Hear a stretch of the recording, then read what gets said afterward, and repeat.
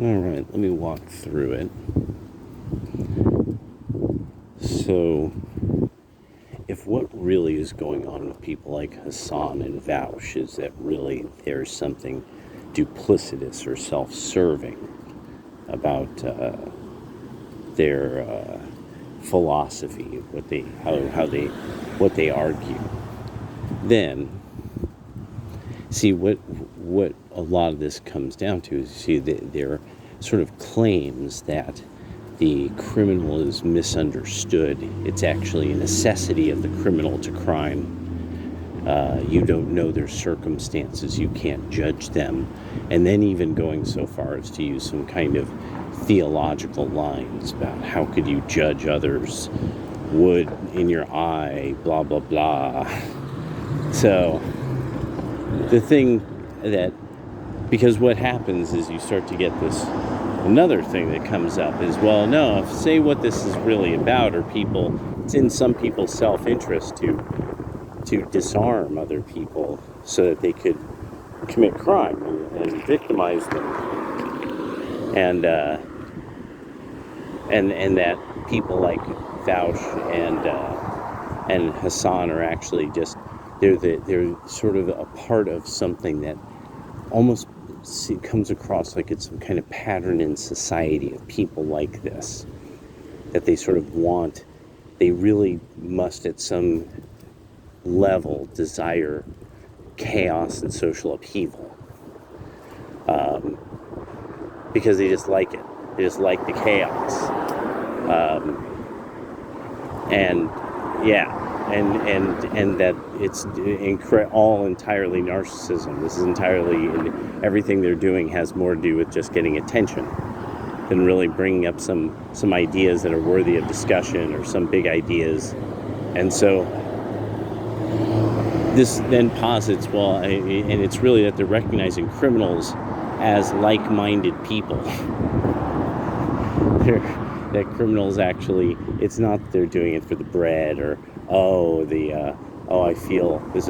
No, that these are just bad people who like hurting other people and seeing other people suffer, and they don't really have quite the same capacity in a lot of ways of sort of feeling empathy toward others. And you see this a lot also with drug addicts that are roaming around all over the place on the West Coast. This isn't some poor tale of a lost soul. It's a type of personality, and that there's a lot of people that they just can't handle that.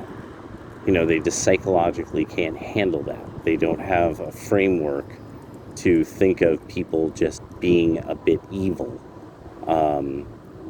And definitely one of the things with the socialists and stuff like that and the progressives is because they're so reliant on modern psychology and such like, they really, really, really don't have a good concurrent model that deals with evil, even though what's interesting is that there is a lot of study that's really good study.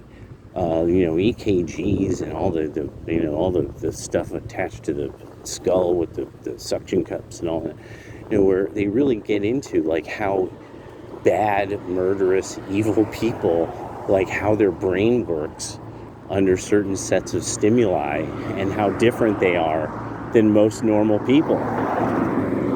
But the left won't deal with that because that's actual science. That's actual scientific evidence. And Colin Flaherty, he interviewed that one prison psychologist who was just, way too real deal Holyfield, and is like, no, a lot of these people know how dangerous they are. They know they scare other people. They know they have power over other people with violence and fear, and they know that society will do nothing about them until society does something about them, and it doesn't matter to them. In any way, shape, or form. It simply doesn't matter to them. They're going to get their kicks the way they're going to get them. It's like, it's just, they don't think like you and I, it's just not the same kind of thinking. And so I was just thinking about that, like that, when people criticize their podcasts or criticize their shows, what really I started a long time ago kind of being like was, I think what you're actually seeing is sort of like the intellectuals of the criminal class and the deviants of society fashioning one of their various plots. Like this is like Beastman and like one of Evil Lynn's henchmen, coming up with, or like Evil Lynn, if Evil Lynn was what Evil Lynn would be now, and it would be a dude in a dress, and and so that'd be Vouch, Beastman would be would be Hassan, and they're coming up with various ideas for Skeletor, yeah. All right, later.